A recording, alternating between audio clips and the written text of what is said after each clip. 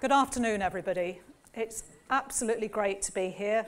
I've spoken to a lot of people today, and like many people, this is my first UK Stroke Clubs conference, and what a wonderful atmosphere, and people here are really getting enjoyment out of all the different sessions. I'm going to start off with a bit of an apology because I haven't got the glossy pictures that Joe had, all those lovely ripe bananas. I sat through and participated in the Ronnie Gardner session, and I'm not sure whether I'm booming, and I wasn't sure whether I was booming or I was tinging at the end of it, but it was a great session, very, very lively. What I want to do in this session is tell you a little bit about some of the work we're doing in the Stroke Association with services. And in doing that, I want to really get your views and your comments on some exciting work that we're taking forward. Bless you. Really, we're calling it the recovery model, and we'd be really keen to get your views. And we're going to ask you to maybe fill in some post-it notes for us at the end of this session. But very keen to hear what you have to say. So I always start off with something which is because it's about people, Stroke Association, Stroke Clubs, our voluntary organisations, it's all about people, and we're for life after stroke, and that's really important. So a little bit, just to start us off, on an overview of services. Currently we have 357 services across the United Kingdom. Last year we had 68,506 service users coming through our services, and a total of 41,500 people referred to services in year. Over 30,643 people accessed just our information and advice and support services. It's one of many services that we have, but that's just to give you an indication of the scale of our services. So why are we developing a new model? Bit of more of a traditional picture, I'm afraid, than some of the ones that you saw earlier. Well, let me just share with you, first of all, that we listen to what service users and carers tell us, and that's really important when we're looking at our services. We want to change, we want to reflect and have services that really meet people's needs. But we're also aware, and there's nobody, I think, in this room that won't be aware of public sector efficiencies, the amount of money that's coming out of social services, the amount of money that's coming out of health, and that's not getting any better. And we have to recognise that. There's also a lot of policy changes. So we've had a lot of stroke-specific services up to now, and people commission our services. But we're now being told that there's a change, and we want to go for more generic services. But that won't give people the type of expertise, the type of specialism in stroke that they require. And so we're going to be obviously working to make sure that we continue to have stroke-specific services. You'll also have heard maybe lots of chat and information about integration between health and social care. So these are big challenges. We've had separate contracts, we have separate services with local authorities, with health boards, and with clinical commissioning groups in different areas. These are coming together more and more now because that's the policy. And that's a good thing, that people will have that integrated services rather than the separate services they've had. But it brings challenges as well. Some of you will have heard of personal care budgets. There's now a coming together of personal health and social care budgets, so that people will have the choice, they'll have their own budget to be able to purchase services. Very, very different way of actually receiving your services. Yes, it provides choice, but there's a lot of challenges with that as well. So it's a bit of a steam train, all in all, when we look at all these factors together. We did a survey earlier on this year, and we looked at some of the barriers facing people affected by stroke. And you can see some of the top one, and I've got this great gizmo here. Let me see if it works. Probably not. Oh, there it is. Look, I've got it on the ceiling. That's no good at all. The emotional impact, be careful I don't put it over there. The emotional impact of stroke. 80% of people who filled in that survey said that that was a main barrier. Lack of understanding and awareness of stroke among the public, and Joe would have mentioned some of this earlier on. We need to get more information out to people about stroke and about services. Problems accessing health and social care, particularly beyond hospital, And that's that big black hole, and I'm going to talk a little bit about that as we go through this presentation. 61%. I won't go through the rest of them, but you can see that, and I do have copies of the presentation if anybody wants them afterwards. But these are the sorts of barriers that people told us about in that survey. There's probably many more. Pressing the wrong thing now. Look. So some top priorities for the future were also identified in that survey.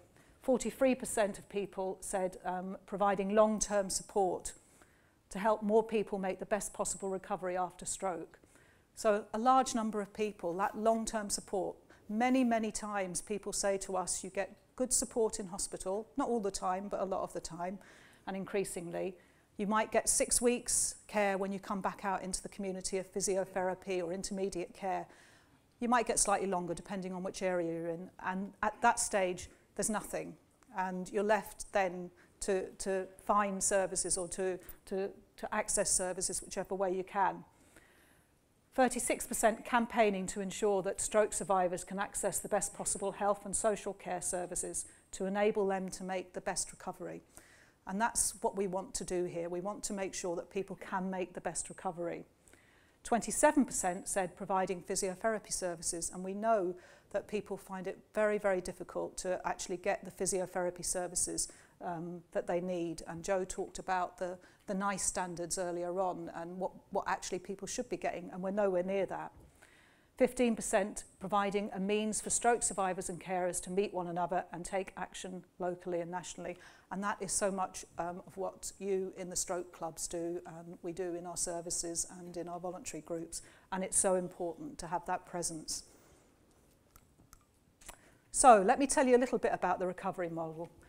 We've listened to all of those different needs that have been expressed, all those barriers. And what we've said in response to that is we want to really focus on long-term support, not just that set period following discharge from hospital.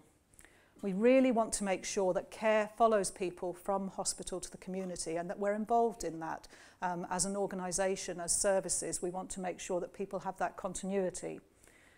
We want to build community integration, again, very much about what we're all here today about. And we want a standard approach. Our services have grown in different ways, and I think we would get so much more if people knew the type of services that we provide in each of the different areas across the United Kingdom. We want to work with people affected by stroke to develop the model, and that's part of today, but it's part of all the work that we've done so far. We've had lots of focus groups, we've spoken to people, we've looked at surveys. And we want to measure the difference that we're making. And some of you may have heard of the term outcomes, but a lot of people look to see what are the actual outcomes. It's not the fact that we're actually going in and seeing people, that we're working with people. What difference does it make to people's lives? And we want to measure that. But most of all, we want to continue to improve the quality of our services. So this picture here just demonstrates where we are in terms of the service that we want to provide as part of the recovery model. And you'll see we have a lot of contracted. So this is our contracted services, those 357 services that I spoke about earlier. And there's a whole combination there that we do and we want to do in the future. So we do have our information and advice, but in the future, what we want to do is we want to be able to provide that hospital to community service and the stroke recovery and support. And include in that Mike Stroke Guide, and I'll talk a little bit about that in a minute. We want that review service, and I think, again, Joe mentioned the review service. I heard Tony Rudd, the stroke czar, talking on Saturday, and talking about only 17% of people actually get the formal review that they require.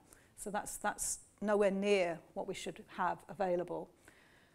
We want intensive early integration support so that people get the type of intensive service they need when they need it. Rehabilitation and exercise, we want to look at that. Communication support, emotional needs support, that top barrier that people spoke about. We really need to think about providing services around emotional needs. And then all the other secondary prevention, carer support and advocacy. So those are all the contracted services that we're looking at. But we also are very conscious, and we don't make enough anywhere, about what we provide in the community, the sorts of really good activities that you all provide in your stroke clubs, and we provide in our voluntary groups and all the other things that are going on, all those good things. There isn't the recognition of that, and we need to package that together and show that. We also have our helpline, we have our grants, lots of one-to-one support, lots of advice and information. These are all the things that need to be available for people in terms of both the services that are contracted, but also the services that are available on a long-term basis and in the community. So we've broken the service down to just explain how we're going to provide that. We'll have a core service, and we're talking about a navigation. Now, navigation, sometimes, of course, we're thinking about planes and trains and everything, but navigation is about navigating people from hospital into the community. Providing support, absolutely necessary as we do that. We're also looking at the 7 days a week. We all do the 5 days a week services, not just ourselves, but health services, social services. We want to think about how we can do that. There's certainly been a lot of talk in the government, from the government, about 7-day services. They want GPs to have 7-day services. Don't know how well that's going to roll out in terms of the number of GPs that we currently have. But certainly we want, as a service, to look at how we can provide that, how you can contact somebody at the weekend if you need advice, if you need support. My Stroke Guide, I'm sure most of you will have heard of My Stroke Guide, but we've developed a wonderful app, web tool, which has so much about it in terms of self-managing, helping people to be able to get advice, get information, lots of videos, lots of support, lots of information, help them to measure progress as well. And we want to make that part of this new model. And communication and emotional support. So that will still be available. We always provide that, and we will continue to provide that. We want to provide regular reviews when people first come into our services, then at 6 weeks, 6 months, 1 year, and then yearly thereafter, so that we can work with people along that journey and see progress being made. That formal review, we want people to that option of having a formal review, but it needs to be part of a service. You can't just go in and review somebody if you haven't had any input to them in the past. You need something that will help you to support people as part of that review. And we'll have different workers as part of that model. So we are developing the emotional support service. We want to have counselling available for stroke survivors and their carers who want that additional support. We want a full assessment, needs to be focused on interventions, 6 to 10 weeks of formal counselling, referral for those requiring that extra bit of support into the clinical networks that exist, clinical services. But we also need that peer support work that goes on so much in the community, and stroke association, voluntary groups and stroke clubs. And we need lead counselling, supervising volunteers. So we want volunteers as part of this service as well. Communication support, we really want to bring in speech and language therapists into this, have commissioned therapy support, formal assessments and reviews, a programme of speech and language therapy, either in group settings or in one-to-one settings, and short periods of intensive support, so 8-week workshops, and some in Northern Ireland, for example, we do 12 to 20 weeks, I think, at the minute, so that varies. And that one-to-one volunteer support in the community. Again, volunteers are so important to the work we want to take forward. Peer support, voluntary groups trained to support people with communication disability, and in terms of our staffing, we want a communication support coordinator and a speech and language therapist. So some of the other services that are being considered, we want to look at exercise programs. I know there's some absolutely fantastic work going on in the stroke clubs already, but we need to do more of that. That isn't available to people. People who want to have exercise sessions, it's not available. And anybody who's sat through the Ronnie Gardner method, that's something as well, I've been talking to them, that we really need to have a think about. It's those sorts of things that are really going to be helping people in terms of their recovery, and excellent course.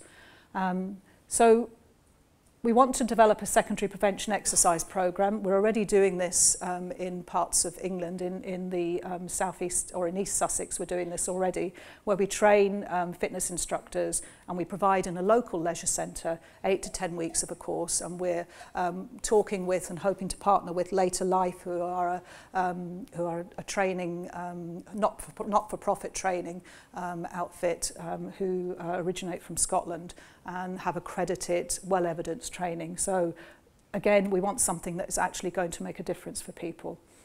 We also want to develop a recovery exercise programme to assist with rehabilitation. So we're considering an option of having a pool of physiotherapists or fitness instructors and therapists who've had the accredited training and then would be available. And I'll come back to that, either personal budgets or self-funding at the minute, because we want that option to be available for people if they want to access that, so that they know that they can have something that has that accreditation behind it and is actually going to make a difference to them. And of course, voluntary groups. We want to develop all of the different things in terms of Ronnie Gardner exercise sessions in voluntary groups, in stroke clubs, and help support that development. Other services we're considering, a carer sitting service specifically for stroke.